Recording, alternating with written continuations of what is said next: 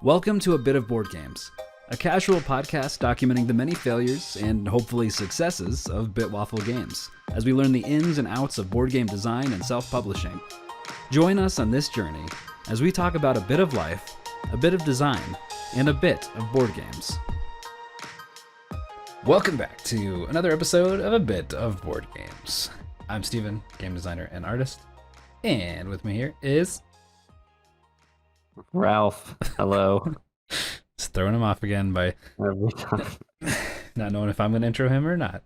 Ralph here is our director extraordinaire and game designer as well. He had input for a game design feature that we then decided not to use. So there's that. Art director, not game designer. Yeah. Not No, so but I can... to be fair, it was a really cool idea. I think we talked about it last time, maybe. If I think not, it did make it onto an episode. yeah, it's about giving, like, while you're corrupted, giving like a damage buff to people. We'll dive into that in a second. Today is July 25th, 2023, and this is episode 66. Let's just dive into it right now. Okay, so we had this idea after playtesting, with like this game design meetup that I went to.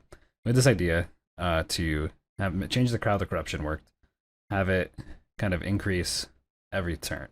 So like, if you had one corruption at the end of your turn, if you didn't repair it, cure it, heal it, whatever, you would then take that one damage and then add another corruption token and have two corruption for then 2 damage next time. And it would keep escalating. But we didn't do that initially with the playtest because there were some issues, and we talked about that before. But anyway, Ralph had this idea of like almost giving it a bonus, an incentive to, like, you know, high risk, high reward in a sense, trying to like to maintain corruption, which like you'd get like a +1 damage boost if you kept corruption on your character every time you had corruption on your character. So that was we tried that in the game in a playtest, and it was, this playtest was just like a perfect storm. So we played with 2 other guys, a 4-player game with Trevor and I and 2 of our friends, and this, in my opinion, probably one of the worst playtests that we've done. Trevor thinks it was still fine, and overall it was still good. But what ended up happening is that so many combat cards came into play so quickly, and we all had corruption too, and so we kept getting corrupted. And half the time, we would either have like be corrupted, and then use all these combat things that we had. Sorry, I said half the time. That's 2 disconnected statements here. Half the time we would forget to cure it, and then take lots of damage. So like the corruption would just keep doing tons of damage to us. When we were corrupted, we had lots of combat items, so we were all hitting each other for so much damage. To the point where, like, the very end of the game, one person hit Mastercraft, and the game ended in like 50 minutes with new players, teaching new players. And that was like 3/4 of the game. So like for about 35-40 minutes is when the first 2 people got eliminated, Trevor and our other friend. And our other friend hit Trevor one time for 10 damage in one attack, because he had 3 combat cards out there with the +1 damage to each attack, and sent these attacks out and just like took Trevor from like 16 health to 6, and it was nuts. And so like I said, it was kind of a perfect storm having that corruption bonus, plus like that was the first time we tested the escalation of corruption like that, and just so many combat cards out. So there was just like so much stinging damage just going on like so early, and we lost a lot of health from being corrupted. We did a lot of damage from being corrupted. It just like it was way too much damage too soon, to the point where like I feel like we didn't get into enough of the crafting side of it. But it was an interesting thing to try, and that's what playtesting is about. Is like, hey, let's try this thing, let's throw this thing in there, and let's take something out and see if it still works. So that one was, overall, that playtest was, I guess, okay. But it made me realize that that's probably not a great mechanic because it just speeds the pace of the game too much. And since we had already increased Yeah. damage that everything did on its own, like separate from that, then that's just more attacks with more damage, and it just kind of affected the pace of everything too much. But it was definitely interesting. It was just like crazy damage everywhere. So then, so then, uh, I had another playtest. I had some friends in town, and this past week, and we got to playtest with them. Um, Same new setup, but like we didn't do the damage boost. Still like the escalating corruption, and I made a couple tweaks to the player board, reprinted the new labels for those. What's great about these prototype boards, it's just like chipboard with like a label paper that I printed on top. So as I make updates, I just print a new label, cut it out, and just stick it right on top of the the previous one. Uh, so there's at least 3 layers on every one now. Um, from that. But so yeah, we had friends in town, so we play tested another 4-player game with my wife and another couple there. And it went really well overall. Like they had a lot of fun. They were super into it, like cheering when they rolled doubles, which they rolled doubles a lot. They're really interested in the lore in the game, especially the wife of the couple. She was asking a lot of questions about like the backstory and like about the like why am I doing this action? Like what is the point of this? Why am I in here? What am I crafting? And like all these things where it's like once we have a final thing, hopefully that'll make more sense, feel more immersed in that world. But she just wanted to like to be in the world there, which is cool. Like that it was interesting enough to want to know more about that. Definitely added some time to our gameplay. And also it was during our kids naps, and so like halfway through, all the kids woke up, and like so we were kind of tag teaming. Someone would jump in, take their turn while other people holding kids, and so it slowed it down a lot. It ended up taking like 2 hours and 50 minutes for this entire playtest, but we were all still having fun, and we did it the whole time. And like there were points where I'm like, should we just stop? And they're like, no, we're okay. It's just like we had to do it while playing with kids, so that was definitely an anomaly of that. Anyway, so that playtest overall, I'd say it was a success. Every playtest is a success. You learn something that works or doesn't work. But the main theme of the feedback from them, from that playtest, and from my wife, who hasn't played it for a couple versions, it's been a while, was that it seemed like it needed more structure and maybe some simplifying. So essentially they were like, yeah, it just needs to be streamlined. So like specifically, they were talking about when they would play through their turns, it'd be like, start your turn, you collect scrap, and then you could, in any order, do your actions and use your blueprint abilities. But as we did that, it was like using abilities. Sometimes they would use their blueprint abilities of the active things that were in front of them first and be like, hey, this one gives me extra scrap. This one attacks you. This one does whatever. And then they would take their actions. And so since there was no structure to that, sometimes people would like go and do a bunch of attacks. And then they're like, all right, well, now I'm going to take my actions. People are like, wait, like you didn't already do that? And it's because there was no like structure. We left it free form so people could be like, oh, you can choose how you want to do it. But I think what I'm realizing is that we can give freedom in like how the game is played, as long as we have a core framework for people to work off of. And like having that core system in place and the structure, I think will allow people to feel safe in that. So like they have the structure to fall back on, but they still have that choice and the agency in what they want to do. So I think I just sent you a screenshot, Ralph, of this new player board. And so one of my ideas I want to try, and I want to talk to Trevor too, is adding more structure.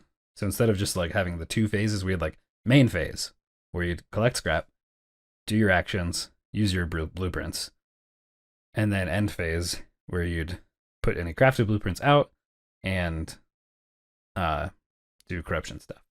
So for this one, I actually made it 4 phases where you have your collect phase where you draw your scrap and that's it. And then you go into your crafting phase, which now you have 3 actions, which on the top the left there, Ralph, if you can see it. Sorry, viewers, you can't see it right now. Viewers or listeners. Listeners, you can't ever see it, but that's fine. Um, there's like 4 slots there, so that would be like you have 3 action tokens, and then the 4th one is like if you do the utility upgrade to get an extra action, you'd have that 4th slot. So essentially, you have 3 action tokens up there.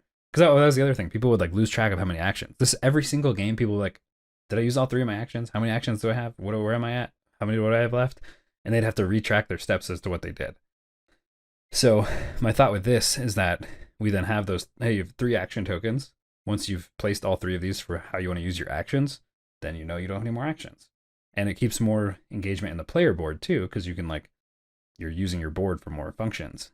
So then on the left there, going down, you have 6 different possibilities of actions. Sorry, the formatting's a little off there. I was trying to figure out some stuff. We'll still have to figure out some layout things, but Yeah. essentially, you can.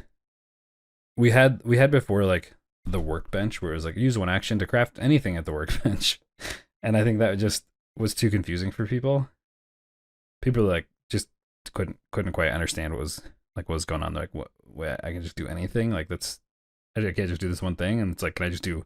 Is it 1 action per thing I do still? And like there was still more confusion. So I thought I'd simplify and just make each individual thing you can do as its own action. So you got repair corruption, so you can pay 1 scrap to cure 1 corruption, and you can do that. Like if you do that as an action, you can do that as many times. So we can put like a infinity symbol or something to show that you can do that as many times for 1 action. Because like you're like choosing that slot as the action. So whatever that text says, you can do that as that action. Oh wait, shoot! I just thought of a flaw in this, dude.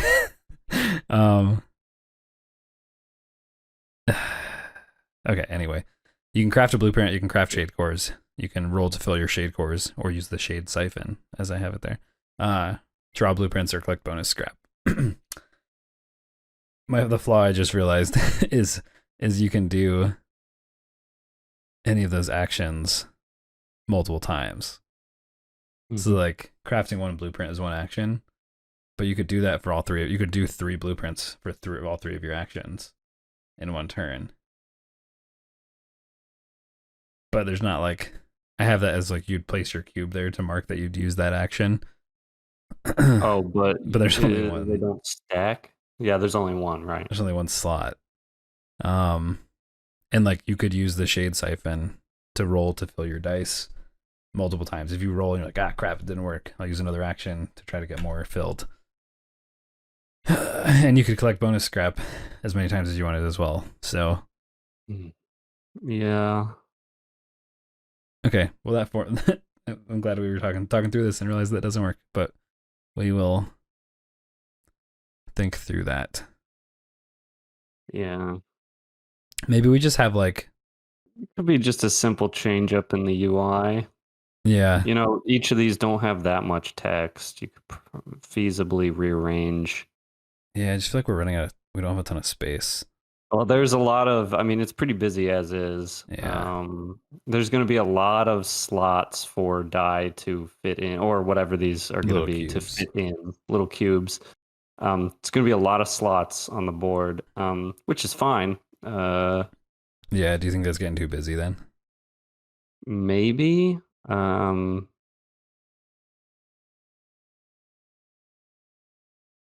Yeah, there'd be like a lot. If each one needed to have 3, it would be. Well, what if we just had like a list of all the actions? Ooh, unless. And then well, what? This is a pretty technical way of doing things, but if there's a way to create those cubes to be able to house within one another. No, it's a standard component. Okay. I mean, I'm thinking of another idea is maybe you just have your 3 tokens or 4 tokens in a pool, like off the side or something, and then you just place them in the top row as you choose actions, just to mark that you've done 1, 2, and 3 actions. Yeah, I mean that to me is yeah, because then we don't even need the left side cubes. It's just 4 cubes at the top, 4 sections. That could work. Because that's the whole point, is just keeping track. Right. I mean, like I've used these actions, so yeah. So you get your action tokens. You get 3 per turn, Yeah, and then that ghosted fourth slot it's if you is do the second utility track for +1 action each turn. okay. Anyway, um, that's some stuff about that game. And now Trevor has the game right now. Oh wait, live update, folks. He just texted me. Um, he's playing it right now with his family. Oh no. uh, they have a All family right. trip like with all of his siblings and parents and all the spouses, and he said they're halfway through a game and he thinks there are a few things we can improve pretty easily. So it'll be interesting to see that feedback as well. And it's been good just getting a good variety of different people playing. So um, Yeah, we're definitely getting a variety. I think you're gonna with the different people that you've sort of ran this through. Um, I mean, the good news, in my opinion, is your most successful run through the game was at that one like convention thing that you did where you believed it went very well. Now, in my opinion, this is very, very good because the types of people who are going to go to something like that are the kinds of people you're looking to sell to. It's your target yeah, audience. It's kind of like people who are into board games and into kind of technically more technical, complicated kinds of games that are whatever fantasy RPG. They like systems like that. So sure, so that one having gone super well is really good. Whereas if you're running it up against random friends or people who don't, more their casual mindset audience. isn't, yeah, their mindset isn't on stuff like this typically. So those ones having a few hiccups and hangups here and there is pretty expected. Yeah, Um, I, so yeah. I realized that like playing with our friends, like this is not gonna be like a family game. um, no, probably not. And some of the stuff you were talking about earlier with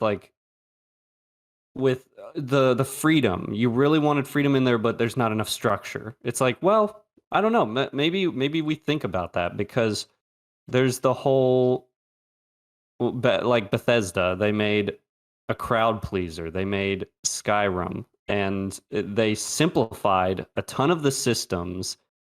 But by doing that, they also pissed off some of the more hardcore fan base who hmm, loved stuff like Morrowind, where you could just like craft whatever spell you wanted, and it was more difficult for sure and way more obtuse and strange. But people loved that freedom, yeah. and that's where they kind of gained some of their um, influence and some of what they're famous for.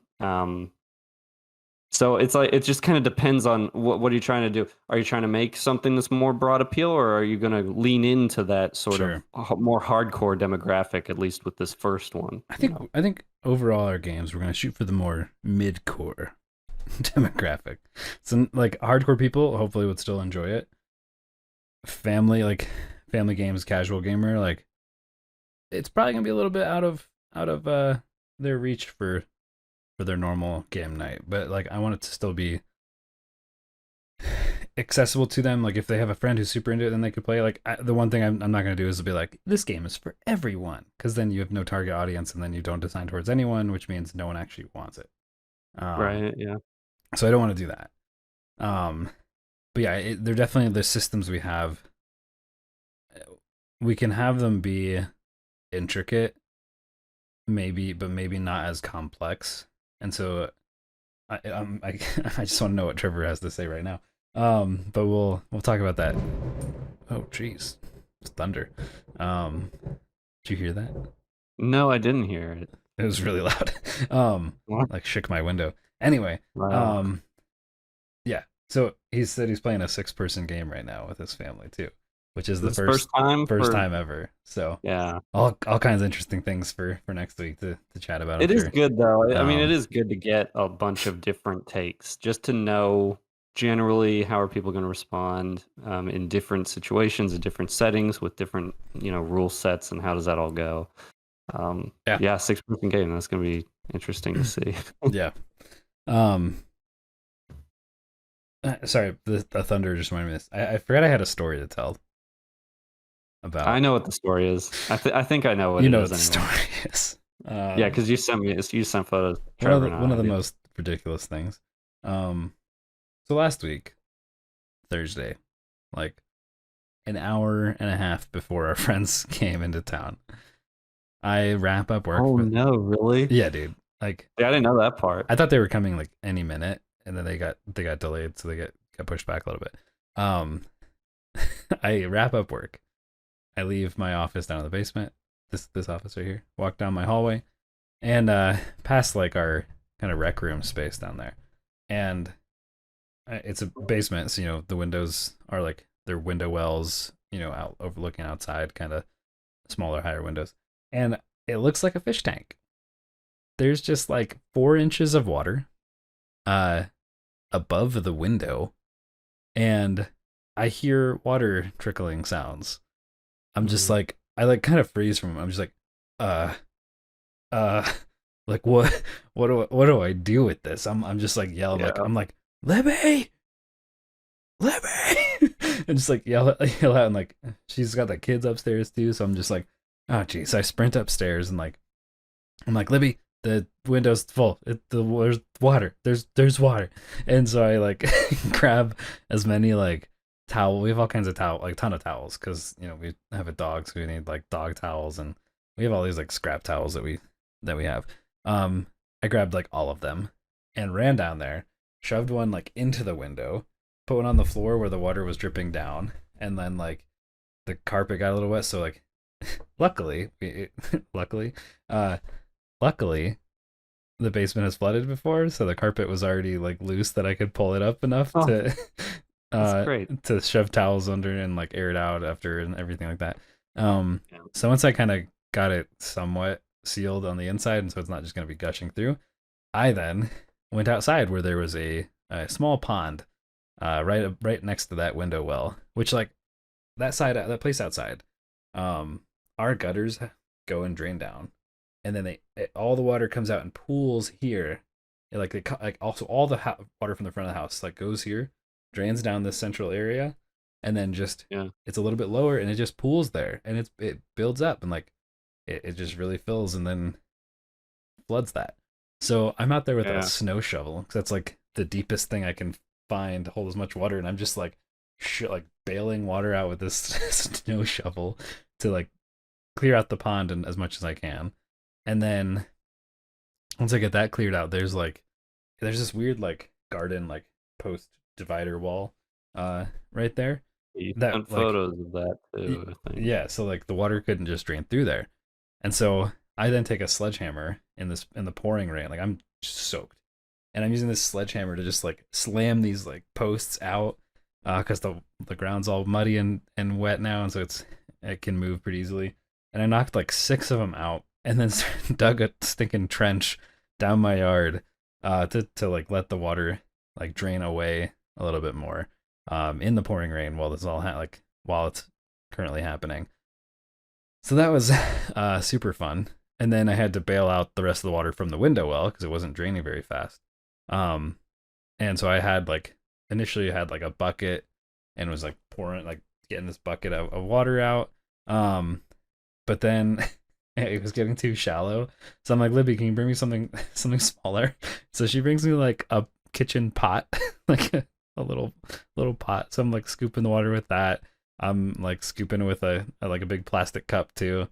Get it below the at least so it's like not at the window level anymore because these are really old aluminum windows. So water is just like leaking through them. Um, so then I'm like, there's a bunch of dirt and like silt that had just built up underneath, so it's not gonna drain properly. So then I'm just like grabbing handfuls, chucking that out there. I forgot to tell you this part. As I was doing that, there was broken glass in the dirt that Mm, I was barehandedly yeah. grabbing from underwater. Luckily, I only got like a few small cuts on my hand, like because it's just like two like large shards of glass. Uh, and then I got gloves and did the rest of it. But Yeah, work um, gloves. yeah. So Anyway, we're good now, and hopefully it doesn't happen again with my new trench. And now I'm You probably just need like your gutters to direct somewhere, you well, know. there's two gutters coming down like from the two different sides, like I said, and they have gutter extensions. They have like a 6 foot extension to like make them go further, but like where they can go, the only place they can go is just right back into that spot because there's like this wall there. So I think I'm gonna knock some stuff out, and then I already have it part of a trench built for a Yeah. French. I can do a French drain, so um, Yeah, yeah. do some like gravel, the corrugated pipe, and all that stuff. So I think I'm just gonna do a French drain to get it so it's all draining further from my house, because this is not the first. This is not the first time water has leaked through that window, and it other times has also like that spot has just filled up many times where I've had to bail water out. This is only the second time I've seen water come through though. So, and it was like years ago that it happened. Anyway, Right. that was my story. All right, a few live updates from Trevor's playtest right now. Okay, let's do. He said, "Yeah, lots of great feedback. Overall, very positive, and I see the light at the end of the tunnel. So that's great. Or yeah. Okay, that's good. Yeah. So For and the that mechanic. It's great that he sees the light at the end of the tunnel. right. Yeah. Yeah. So anyway, Meanwhile, it's all meanwhile, on the art side, we're pretty much done, right? We're just leaving all the cards blank. pretty much. Um, Well, I don't know if we've told people we found a pretty good direction, uh, art wise. did we tell Um, people? I don't think we really got into the art. The last update that I remember is I said, "I'm going to show you. I think I have something pretty cool." Well, But it then was we. all before. It was all before I showed you. I actually showed you guys the work. So Oh, you're right. Because the Dead Space live stream yeah, we was like just the did day, the Dead Space live and stream. that was like the day before you showed us, right? Or something. Yeah, yeah, yeah. Yeah. Oh, all right. Yep. Tell us what's up, Ralph. What's up with the Okay, cards? well, yeah. So the card. Let me actually look at them so that I Have you have. done anything else on it? Um, hold on, let me go. No, not really. Okay. But good news. I know I'm always using this excuse, but I have one deliverable that's due tomorrow, and since it's due tomorrow, I'll be done tomorrow. So I'm actually looking to get this thing. You asked me the other day, where do you want to go from here? Do you want to actually finish this? Because let me just tell the story. Basically, I showed Right. off this work, and good positive response from both Steven and Trevor, Oh yeah. and we all really like it, but obviously there's some things that we're going to work on. So We what I'm all really like essentially it, but doing. we're gonna change directions entirely. So No, not this time. This time I think we're pretty happy overall. yeah, for sure. I Uh, freaking love it. there are some things that I think it needs for sure. So I'm Mm, really excited. I think what I think I'm gonna do is because since we're on this, I'm just gonna finish this up. I'm going okay. to work on the card, and just get it more polished, or just essentially completely polished. Okay.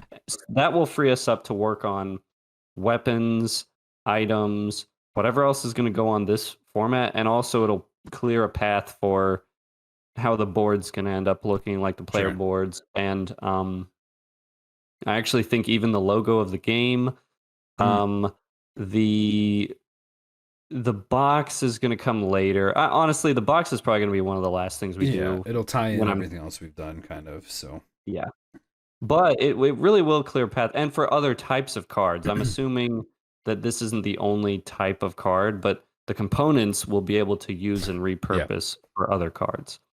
And the backs of the cards, so it'll really clear a path for a lot of that stuff. So that's kind of what I've been doing. And I'm looking at the card now. So essentially, Hold on. oh, is that from Trevor? Yeah. People playing the Yes. game, doing stuff. Big, yep, big play test there. That looks good. Dang, dude. Um, It's exciting. Sorry, but I interrupted you. but yeah, there's not much else to say. Essentially, we might share this artwork at some point or whatever. But Um, I think we got it to a pretty good place. It has a lot of components that we all want in there. Um, and it feels, I mean, the balance we were trying to strike was something between like sort of magic fused with like tech Right. and Yeah. more advanced like machinery. But then like this Mage sort of punk. magic. Yeah, mage punk is a word Is we that a threw real around. thing? I just want to look that It's up. not. It might be, but I just made it up at the time. Um, because I heard it was the Bethesda showcase where they were calling their idea, their art direction was like NASA punk, Mm, which I thought was really funny. So I just interesting. called this mage punk. Okay, so there's Um, a collection of skins on for Valorant. It's like the Mage Punk collection. Um, there's no way it and they're wasn't like they look like magic somewhere. steampunky type things. Yeah, yeah. So Great, love it. but So yeah, so essentially where I'm gonna go from here is I'm gonna really polish up this design.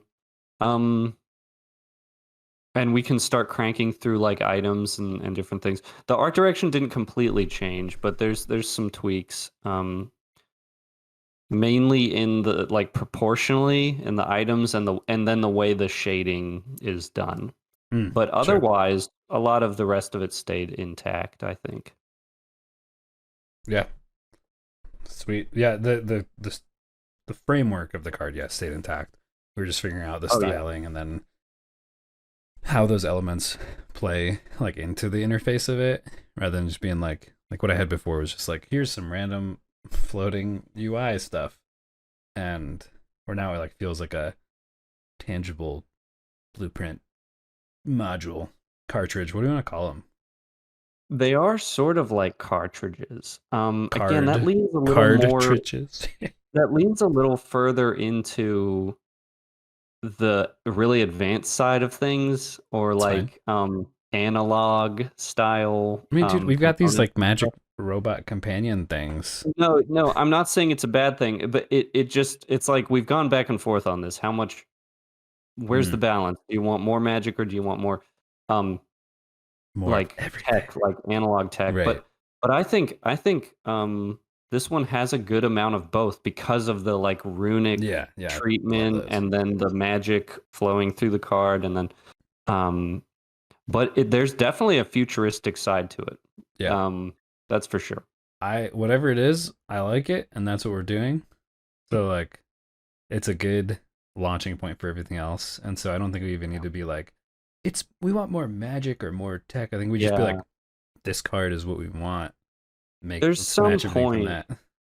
yeah, there's a point at which you can kind of reference yourself to death. You Right. know, like just Yeah. continue to find stuff and be like, I like this, instead of just like sort of carving out your own path. Now I think we have it is important to check out references. Yeah. But And we've certainly done that, and we've tried to take notes and see where we mhm. want to fall and what we like. Um, but at this point, I think instead of just continuing to sort of change things up and look around, we can make edits, certainly, but refining and if we all like this, which I think we all had a pretty positive response, then I think this is pretty unique. I haven't seen another card quite like this. no, Um, I think it's amazing. I really do love it. I think it's an awesome direction. yeah, and that's not me also saying like, oh, I just don't want to work anymore. No, I worked really closely with I know that. Steven. Yeah, yeah. We had many. No, I'm just saying for the listeners, it could come across like I'm saying, oh, I don't want Ralph to do it. says it's good enough. I don't Yeah, I'm care. saying it's good. No, no, no. I worked really closely with Steven.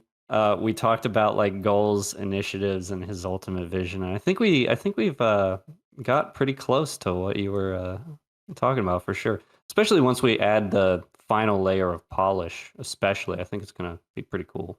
Yeah, yeah, But for yeah. sure. Sweet. Um, on the note about the cards, they are actually available to see the current versions on our Oh website. yeah, yeah. I just saw that today. I went back when you texted me. I looked at Yeah. um I checked out the website. So I updated our website, everyone. It's pretty bare bones esque right now. It's got like our podcast page still, an about page that Ralph is now on. And his favorite board game is Foundry, the one we're working on. So I thought that was so funny. I was uh like, he's probably just left that blank. But then I looked and I was like, oh, yeah. um No, of course. It is Foundry. That is my favorite board game. yeah, it's a classic, man. Everyone knows about it. Now people are gonna like if they go to there, they probably know they're only there because of our games. So anyway, Right.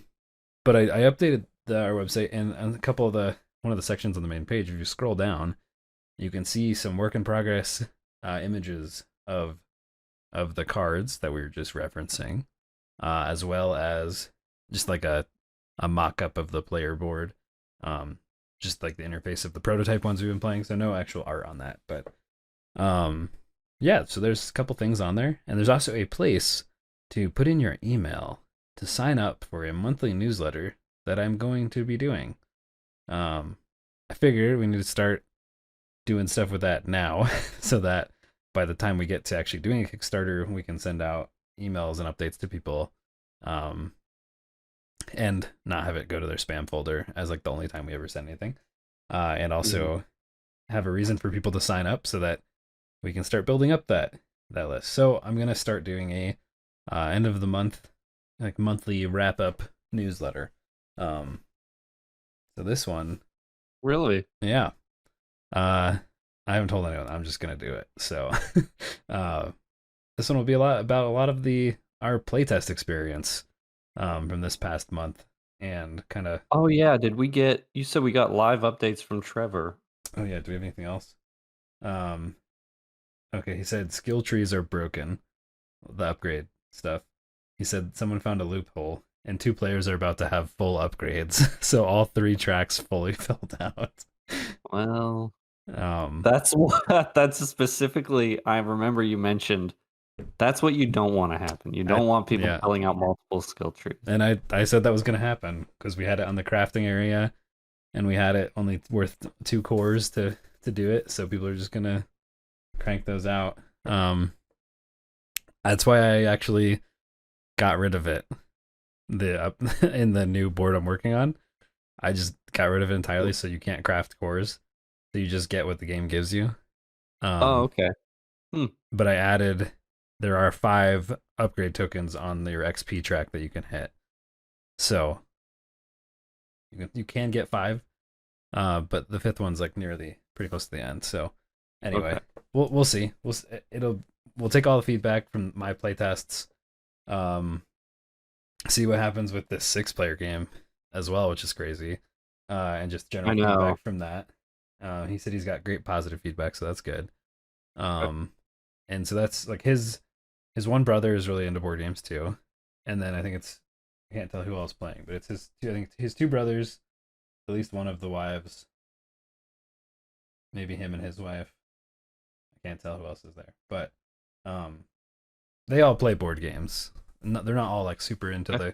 the bigger board games, but they're all like they've all played some more complex board games at times. So that's like our audience is like people that like play board games and play some more complex ones, but nothing like that's just math to like People who occasionally yeah, go over to their friend's house for like snacks and sure. board game night, Yeah. right? If you got a game group, this game is for you. Anyway, hopefully that goes well, and we'll be able to kind of go with all our feedback, wrap that up, figure out what to work on, and then move on to the next version. Keep testing things. So Have you been keeping track in like number form? Like this is uh this is the ninth playtest. ninth playtest. Is that what you're gonna ask? Like number of playtests? No, Oh, like what do you call it? Version Oh, version no, 0 point, yeah, something like that. You no, know? I have not. I mean, like I can look back at our notes from when we did play tests, and like we made changes after those, so like I could probably figure it out, but we'll get there. So Well, it's not really applicable to board games. It's more like a thing that people that like devs do. yeah, I know. You Yeah, know? the point Just 7.1 release or whatever, yeah, yeah, 0.7. Yeah, something like that. this is beta Yeah, beta. 0.9. Anyway, that's all the time we got for this week.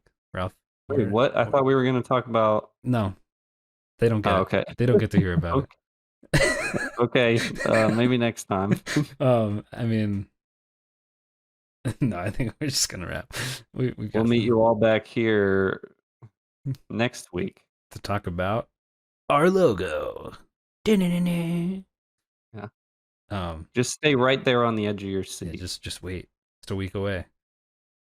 Yeah, next podcast we'll talk about the logo, the results of Trevor's playtest, and maybe something else. Probably.